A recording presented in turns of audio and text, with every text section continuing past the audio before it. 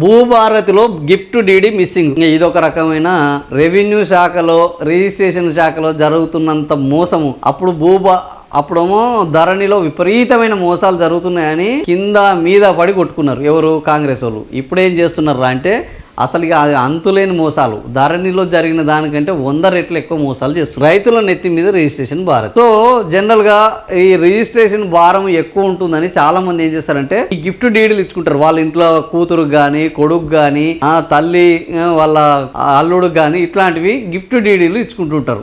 ఏది రక్త సంబంధం ఉన్న వాళ్ళు, సంబంధ బాంధవ్యం ఉన్న వాళ్ళు, గిఫ్ట్ డీడీలకి ఎవరైతే అర్హులు ఉంటారో వాళ్ళందరికీ గిఫ్ట్ డీడీలు ఇచ్చుకుంటే ఈ రిజిస్ట్రేషన్ భారం చాలా తగ్గుతుంది. సో ఆ రిజిస్ట్రేషన్ భారం తగ్గడం కోసం గిఫ్ట్ డీడీలు ఇచ్చుకుంటారు. కానీ వీళ్ళు ఏం చేశారంటే సర్కార్కు మరి ఈ గిఫ్ట్ డీడీలు వీళ్ళందరూ ఇచ్చుకుంటే మాకు వచ్చే పైసలు లేవు కదా, వాడు బహుమతి ఇచ్చుకుంటే నాకేం మిగిలింది, నథింగ్ డూయింగ్, నీ గిఫ్ట్ నీ దగ్గరనే పెట్టుకో కానీ నువ్వు సేల్ డీడ్ చేయాలి అంటున్నారు. ఇప్పుడు ఆ గిఫ్ట్ డీడ్ ఆప్షనే తీసి పడేసారట. మనం ధరణి వద్దని భూభారతి అంటే ఇప్పుడు జనం నుంచి వెళ్ళి పొయ్యిలో పడ్డట అయింది జనం పరిస్థితి. ధరణిలో అక్రమాలు అంటే ఇప్పుడు భూభారతి ఏం చేసింది, ఒక్కొక్కరికి నిండు గుండు గీస్తున్నది నున్నగా. భూభారతిలో గిఫ్ట్ డీడ్ ఆప్షన్ మొత్తం తీసేశారు. రైతులను కాంగ్రెస్ సర్కారు నిలువుదోపిడి, అది ఒక సాంకేతిక సమస్యను ఇట్లా చేయాలి ఇప్పుడున్న టెక్నాలజీ. వీళ్ళు వచ్చి ఆ రోజు రేవంత్ రెడ్డి 100 చెప్పిండు, అరే పేదవాళ్ళ ఇళ్ళని కూలుస్తారా, రెగ్యులరైజ్ చేసే అవకాశం ఉండగా వాడేదో కష్టపడి 200 గజాలు చేసుకుంటే గదాన్ని కూలుస్తారని ఇంకా మనోడు పొంకనాలు అంతా ఇంత గొట్టలే ఆ ఏబిఎన్లో కూర్చొని. ఇప్పుడు ఏం చేస్తున్నాడంటే ఆ పేదోళ్ళ ఇళ్ళను అంతకంటే మించి కూలుస్తున్నాడు.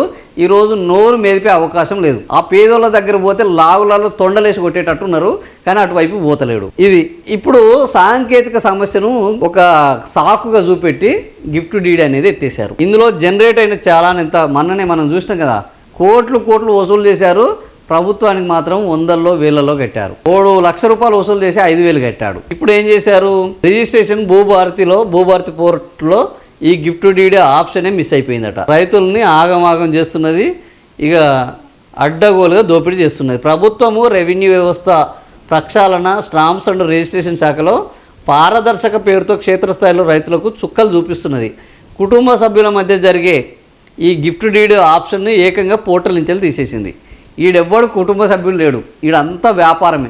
కుటుంబ సభ్యుడైనా సేల్ డీడ్ చేయాల్సిందే, బయటోడైనా సేల్ డీడ్ చేయాల్సిందే, మా ఖజానాకు డబ్బులు రావాల్సిందే, మీ జేబులో ఉన్న డబ్బులు మొత్తము మేము లాక్కోవాల్సిందే. ఇది ఇప్పుడు రాష్ట్రంలో నడుస్తున్న వ్యాపార దృక్పథము. ప్రభుత్వానికి సంక్షేమం అనేది లేనే లేదు, మొత్తము దోపిడీ.